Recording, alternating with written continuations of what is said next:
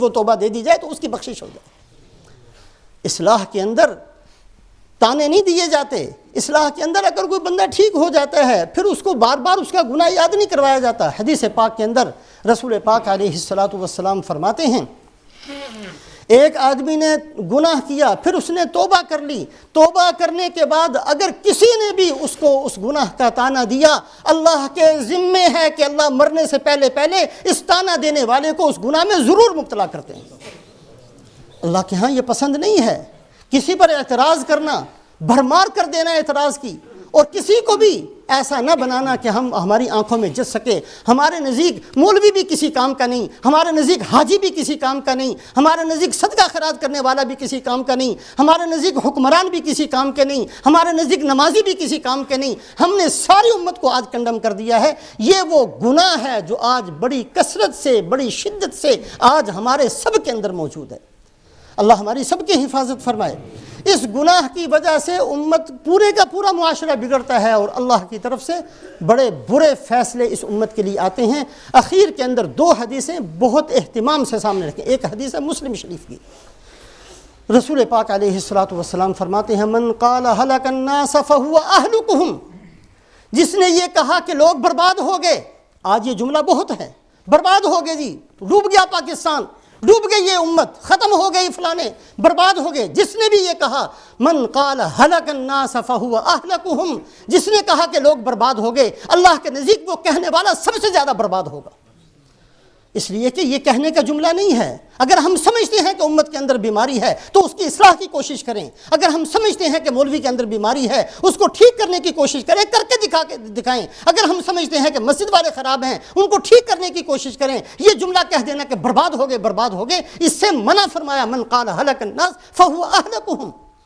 جس نے کہا کہ لوگ برباد ہو گئے وہ سب سے زیادہ برباد خود ہوگا۔ یہ مسلم شریف کی روایت۔ اور دوسری حدیث ابو داؤد شریف کے اندر اور ترمذی شریف کے اندر ہے، رسول پاک علیہ الصلوۃ والسلام فرماتے ہیں اذا رأیت شحا مطاعا ودنیا مؤثرة واعجاب كل ذی رأی برأیہ فعلیک بامر النفس بخاصۃ النفس، جب تم یہ دیکھو کہ لوگ مال کی محبت میں اندھے ہو گئے،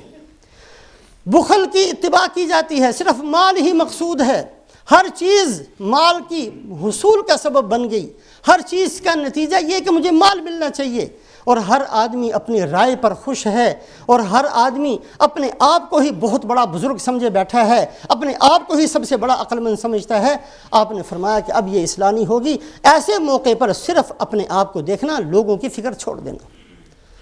میرے محترم بزرگوں اور دوستو، ہم سب گناہ گار ہیں، اس میں کوئی شک نہیں ہے۔ اللہ ہماری سب کی حفاظت فرمائے، لیکن گناہوں میں اتنے آگے نہ چلے جائیں کہ واپسی مشکل ہو جائے۔ ہم سب گناہ گار ہیں۔ آج ہم نماز پڑھتے ہوئے گناہ گار ہیں، حج عمرہ کرتے ہوئے گناہوں کی عادتیں ہمیں پڑی ہوئی ہیں۔ آج ہم بہت سارے گناہوں کو بہت ہلکا معمولی سمجھ کر کرتے چلے جا رہے ہیں۔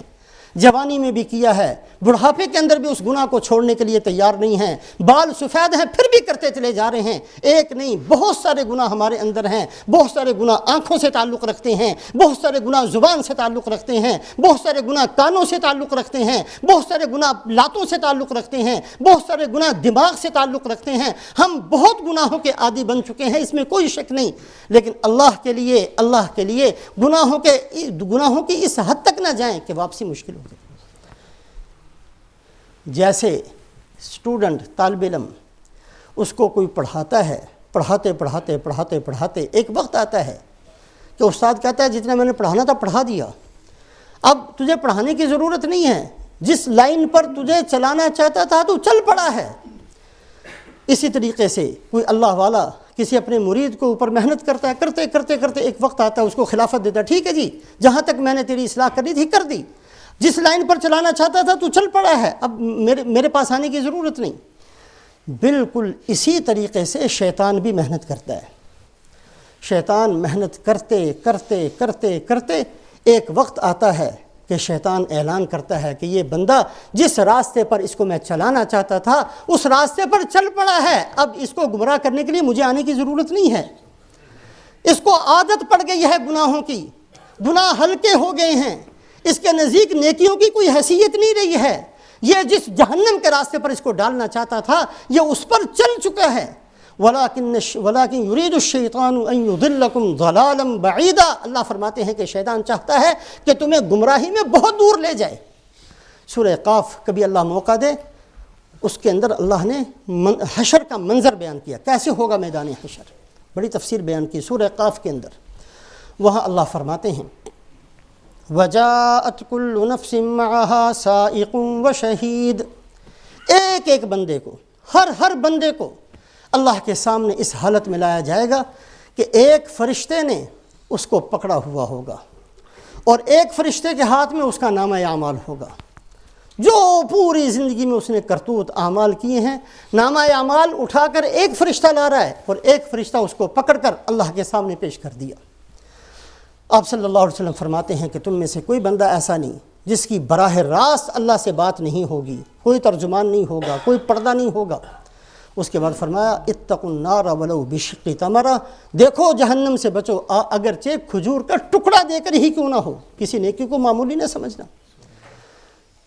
یہ منظر ہے حشر کا۔ وجاءت کل نفس معها سائق وشہید، ہر آدمی اللہ کے سامنے کھڑا ہو گیا، فرشتے دو موجود ہیں، ایک فرشتے کے ہاتھ میں نامہ اعمال ہے اور ایک فرشتے کے ہاتھ میں اس آنے والے بندے کا ہاتھ ہے کہ جی یہ میں آپ کے دربار میں، اے اللہ میں نے پہنچا دیا، کریں اس کا حساب۔ جب اللہ پاک پوچھیں گے ہاں بھی یہ گناہ کیوں کیا، یہ کیوں کیا، یہ کیوں کیا، تو وہ دیکھے گا تو ایک موقع ایسا آئے گا وہ کہے گا کہ اے اللہ میرا کوئی قصور نہیں ہے، میرا کوئی قصور نہیں، یہ سارا قصور شیطان کا ہے،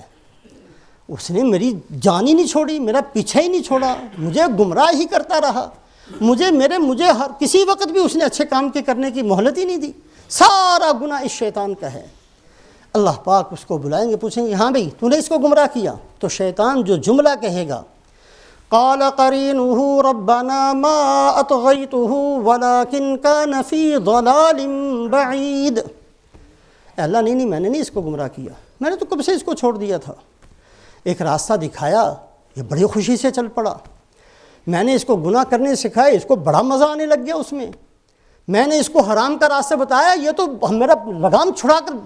توڑ کر بھاگ گیا، ہاں بہت اچھا راستہ ہے، میں تو پیچھے ہی کھڑا رہا، یہ تو بہت آگے نکل گیا۔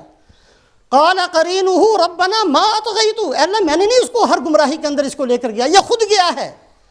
میں نے تو راستہ دکھایا تو چل پڑا اس کے اوپر، میں نے تو اس کو تھوڑا سا گناہ کی طرف آمادہ کیا، اس کو تو اتنی لذت اتنا مزہ آیا کہ اس نے میرا ہاتھ چھڑا کر آگے نکل گیا، آج یہ میرے اوپر الزام دیتا ہے میں نے تو اس کے ساتھ کبھی بھی نہیں چلا۔ ربنا ما اطغیتہ ولکن کان فی ضلال بعید،